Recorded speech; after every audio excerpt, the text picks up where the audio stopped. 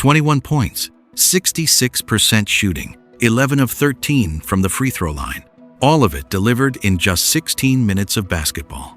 By any reasonable measure, that is an MVP performance.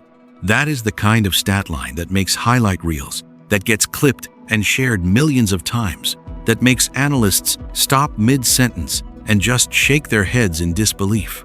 Caitlyn Clark showed up tonight and reminded every single person watching exactly why she is the most electric player in the WNBA right now. She was aggressive, she was confident, she was locked in from the opening tip, and her team still lost by 15 points at home. Let that sink in for a second. A player delivers one of the most efficient individual performances of the entire preseason, and the final score reads Dallas Wings 95, Indiana Fever 80. That contradiction right there is exactly what we need to unpack today, because the story behind this game is far bigger than one box score. A fever, thank God. Wow, I gotta tell you, Caitlyn Clark showed up and absolutely blitzkrieged the Dallas Wings. Not a single member of the Indiana Fever other than her showed up. There is a version of this story where people look at the final score and write Caitlyn Clark off as part of a losing effort. They scroll past the box score, see the L next to Indiana's name, and move on without a second thought. But if you actually stop and read the numbers, really read them, what you find is something that should genuinely shock you. 16 minutes. That is all she played. 16 minutes of game time, and she still finished with 21 points. Let that math sit with you for a moment, because it is not normal.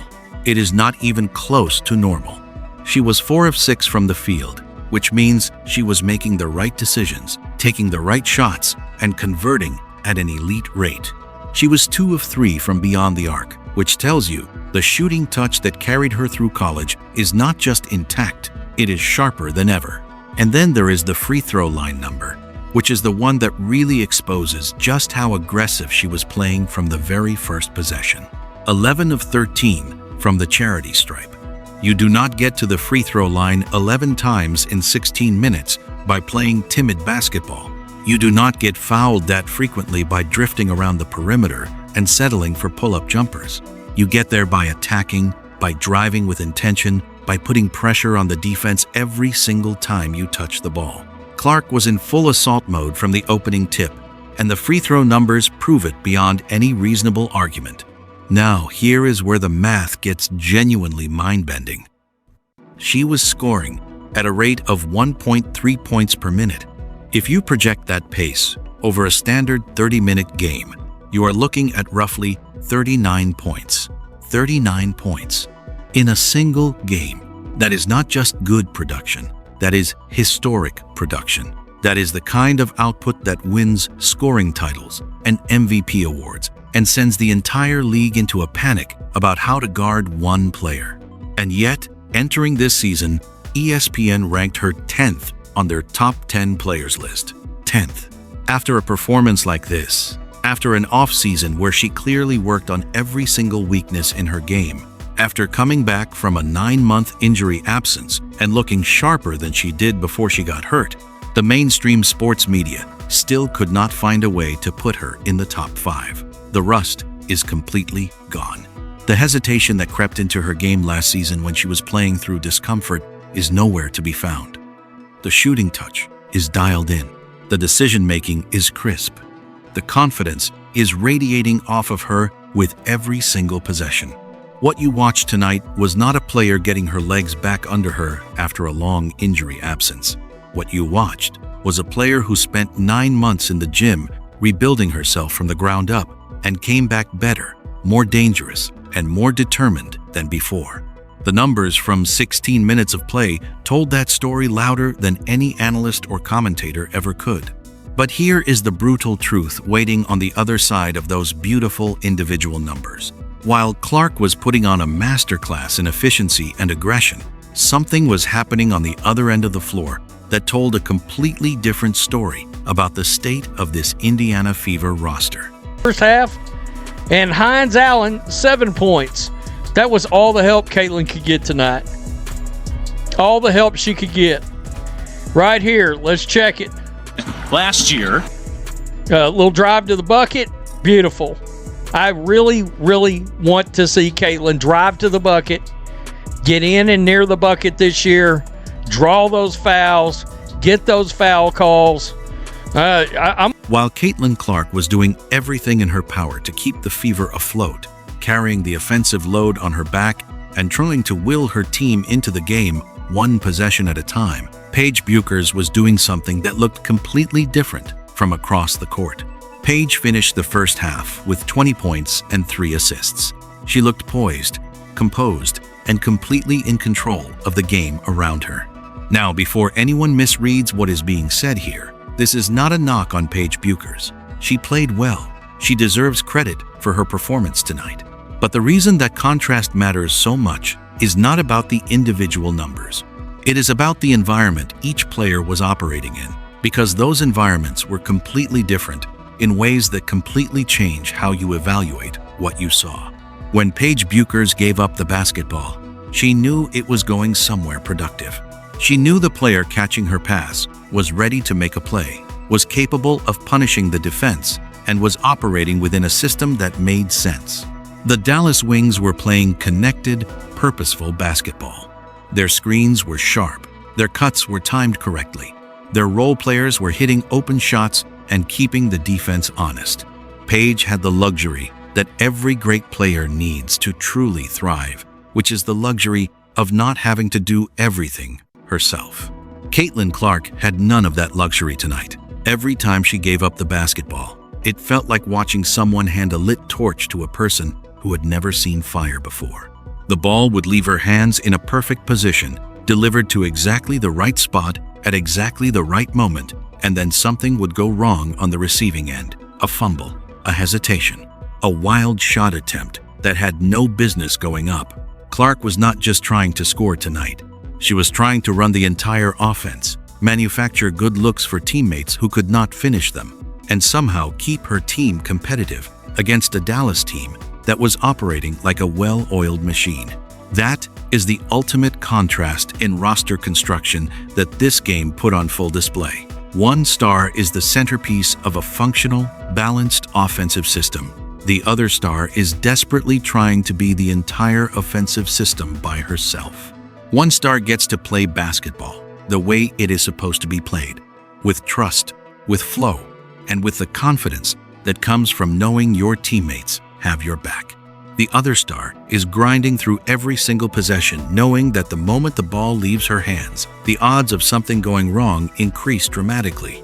Dallas understood this dynamic completely, and what they did with that understanding was about to make life very, very difficult for the Indiana Fever.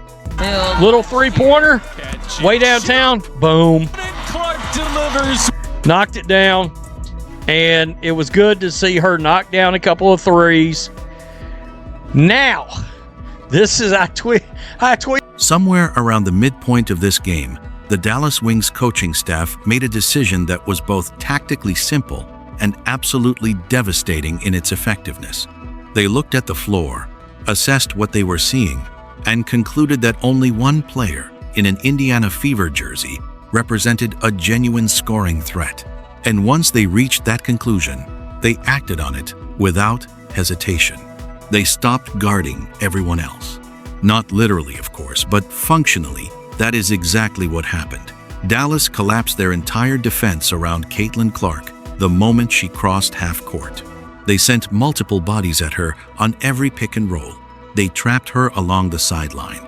They crowded the paint the second she attacked the rim, and they essentially issued an open invitation to every other Fever player on the floor. Go ahead and shoot, they were saying.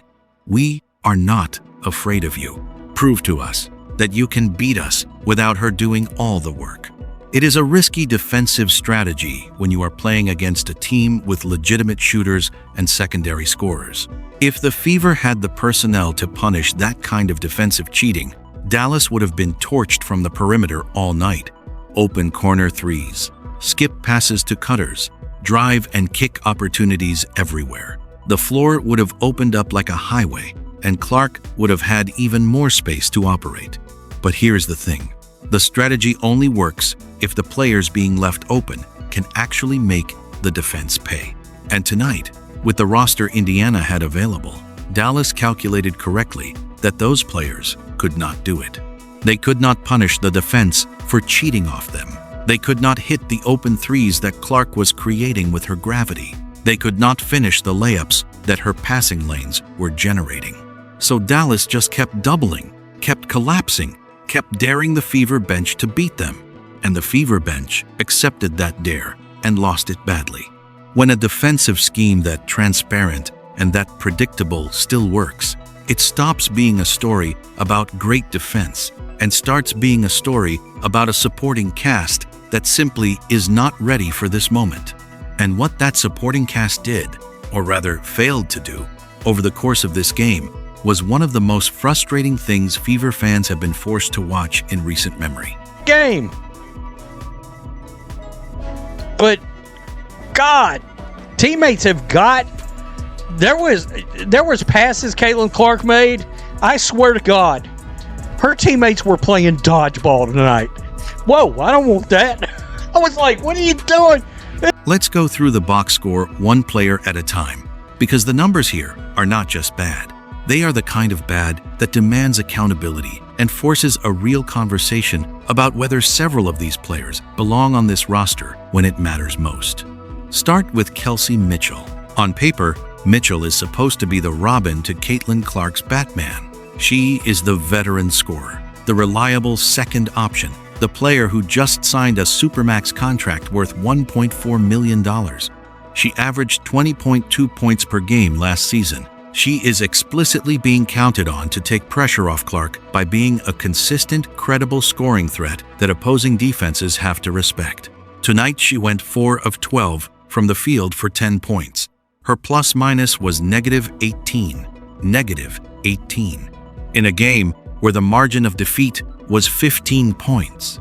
Mitchell's presence on the floor actually made things significantly worse for Indiana every time she was out there. She was forcing shots, operating out of rhythm, and completely failing to punish Dallas for the defensive attention they were pouring onto Clark. For a player at her contract level, that performance is genuinely alarming. Then there is Sophie Cunningham.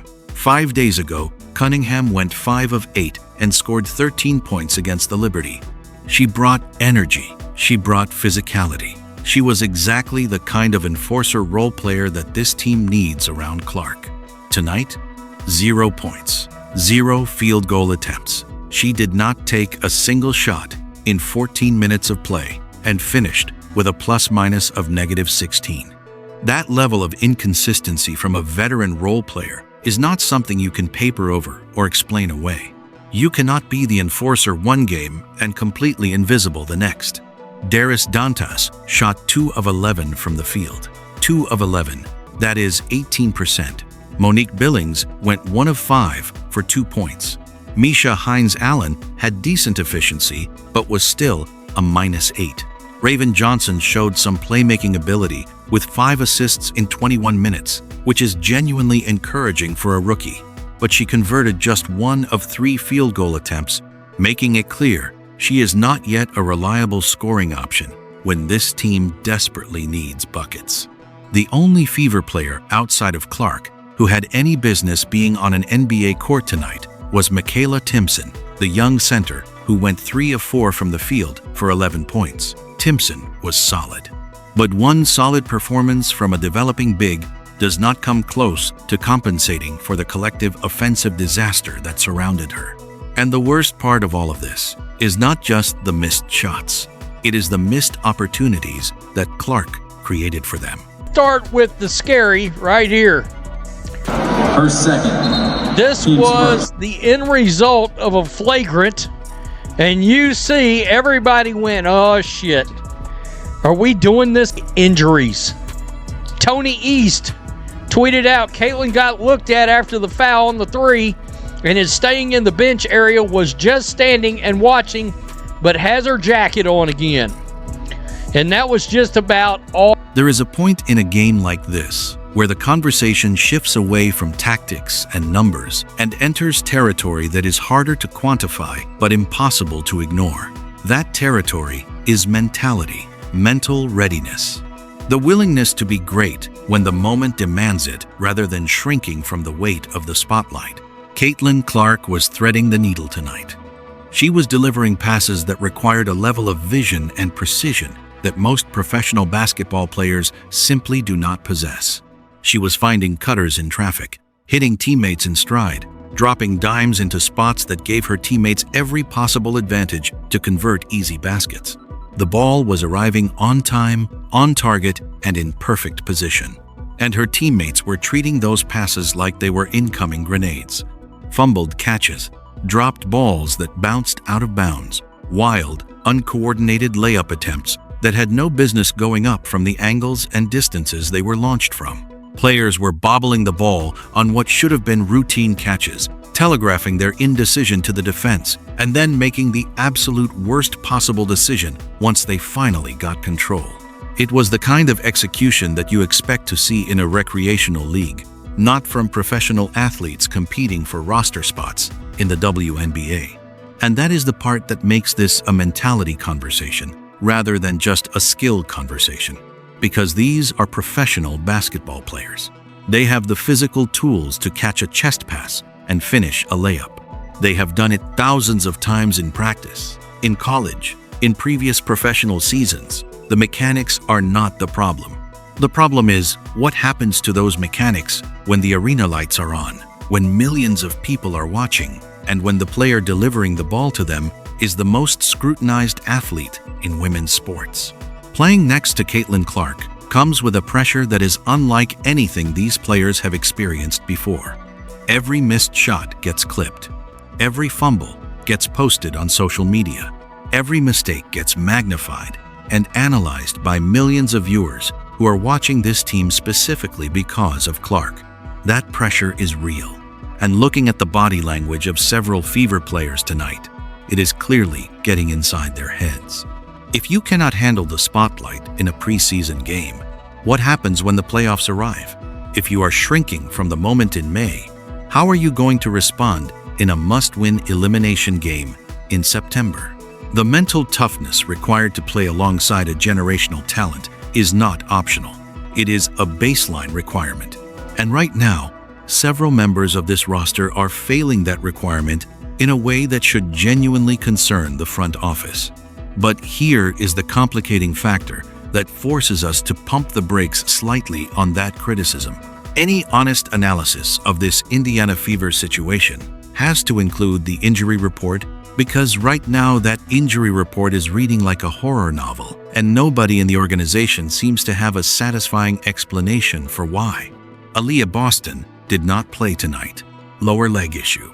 This is the second consecutive preseason game that Boston has missed, which means the Fever's all-WNBA second-team center, the anchor of the paint, the pick-and-roll partner that makes Clark's passing game genuinely lethal, has been completely unavailable for the entire preseason.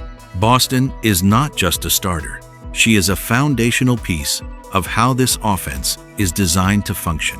When she is on the floor setting screens and sealing defenders in the post, Clark has options. When she is not there, the entire offensive architecture collapses. Lexi Hull did not play tonight either. Hamstring, also the second consecutive preseason game she has missed. Hull shot 47% from three-point range last season when playing alongside Clark. That number is not a coincidence. Hull's shooting ability is what stretches the defense and creates driving lanes for Clark to attack. Without Hull spacing the floor, defenses can pack the paint and make Clark's life significantly harder.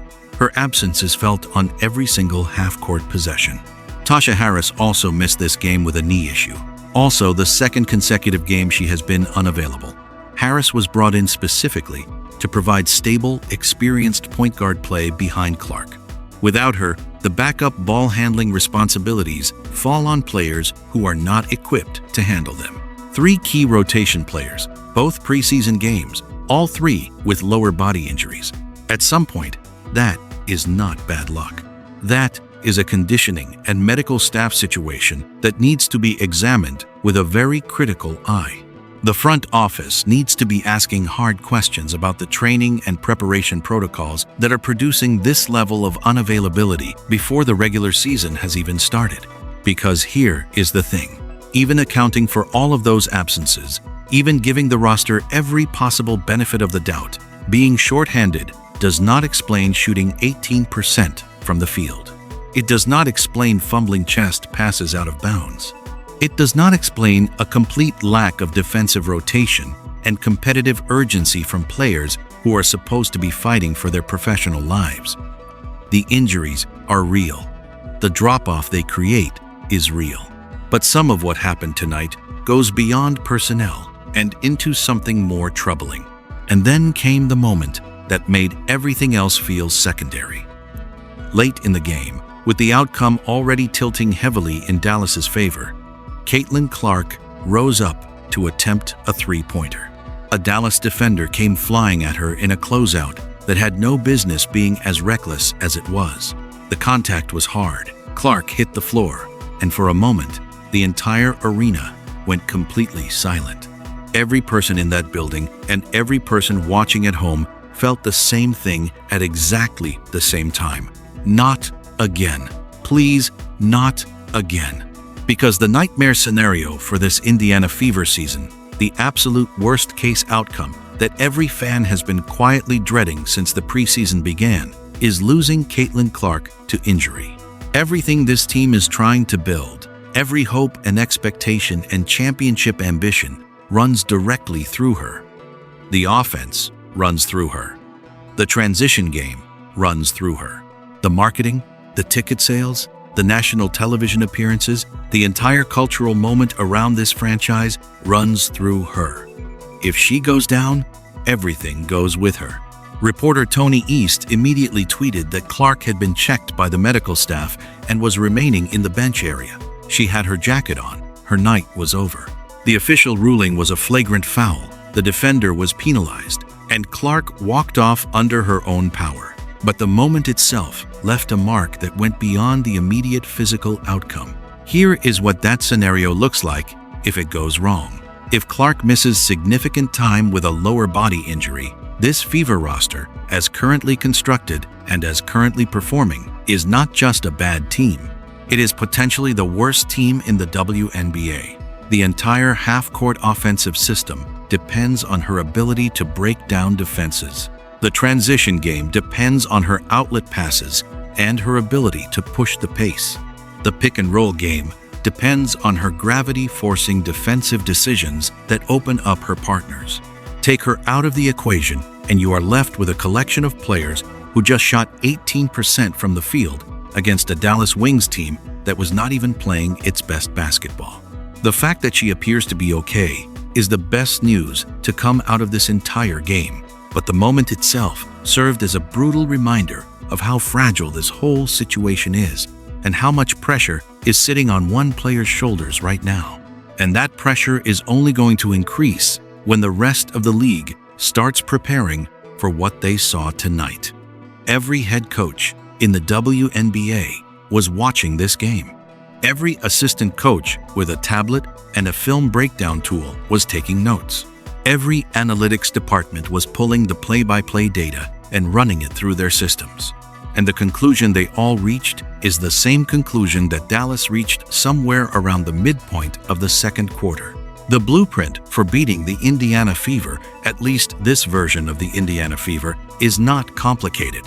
Double-team Caitlyn Clark the moment she touches the ball past half-court. Trap her on every pick and roll before she can get her eyes up and find a cutter. Apply full-court pressure whenever possible to add mileage to her legs and force her into uncomfortable positions before the half-court offense even begins. Send two bodies at her anytime she drives and make the rotation quick enough that her kick-out passes land in the hands of players who are not ready to shoot them. Crowd the paint. Eliminate her driving lanes. And then do the one thing that requires the least defensive effort of all. Dare the rest of the Fever to beat you. That is it. That is the entire game plan. And it worked tonight, to the tune of a 15-point home loss for Indiana. If the Fever cannot develop reliable secondary scoring options, if the bench unit continues to shoot below 40%, if role players continue to disappear in big moments, then opposing coaches have every reason to run this exact same scheme every single time they face Indiana.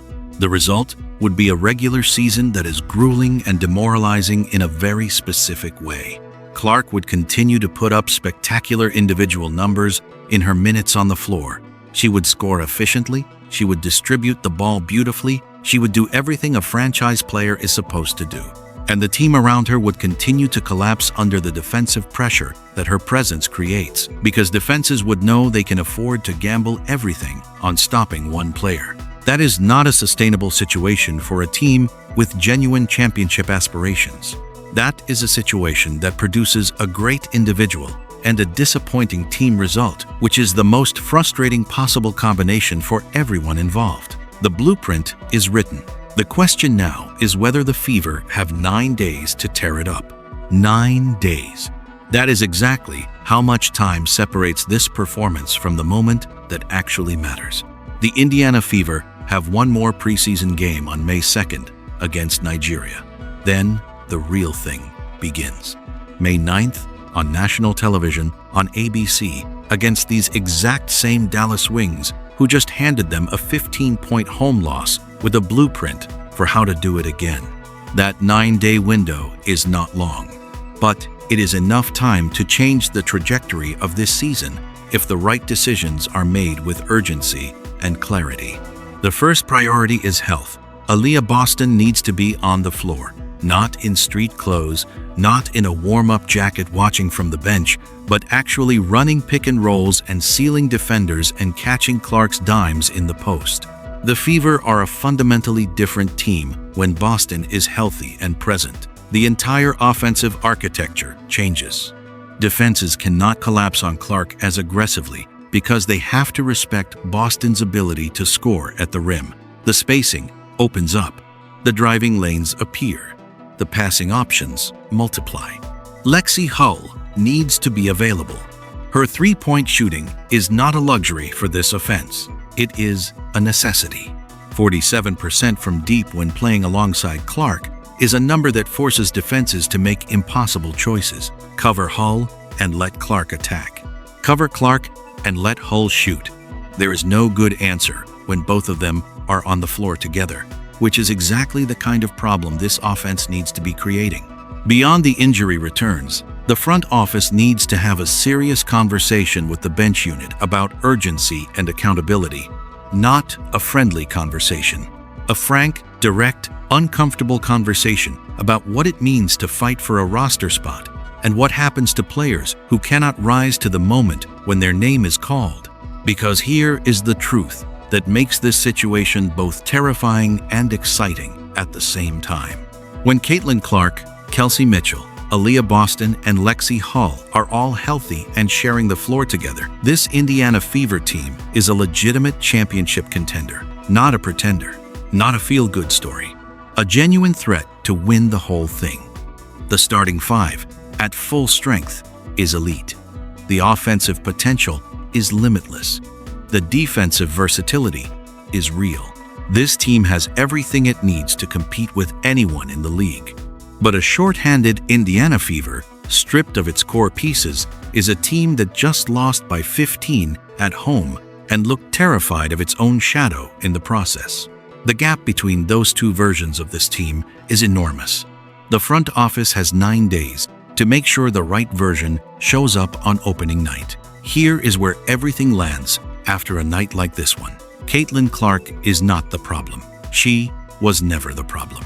She came back from 9 months away from the game, rebuilt her body, refined her mechanics, and returned looking sharper and more dangerous than she was before the injury. 21 points in 16 minutes at 66% shooting is not the performance of a player who is struggling. It is the performance of a player who is ready. The problem is everything that surrounds her right now. The injury situation is real, and it needs to be resolved before May 9th. The mentality of the bench unit is concerning in ways that go beyond one bad preseason game. The gap between Clark and the rest of the available roster is wide enough to drive a truck through, and opposing coaches have already identified exactly how to exploit it. But here's the thought worth carrying beyond this video. Every great player in the history of team sports has faced a version of this moment. A moment where the individual brilliance is undeniable, but the team structure around them is not yet ready to match it. What separates the players who become legends from the players who become cautionary tales is how the organization responds when that gap is exposed. The Fever front office has been put on notice tonight in the most public and unambiguous way possible. The player is ready. The question is whether the team will be. 9 days to figure it out. The whole league is watching. I stay locked with my channel, Simply Explained, for more updates.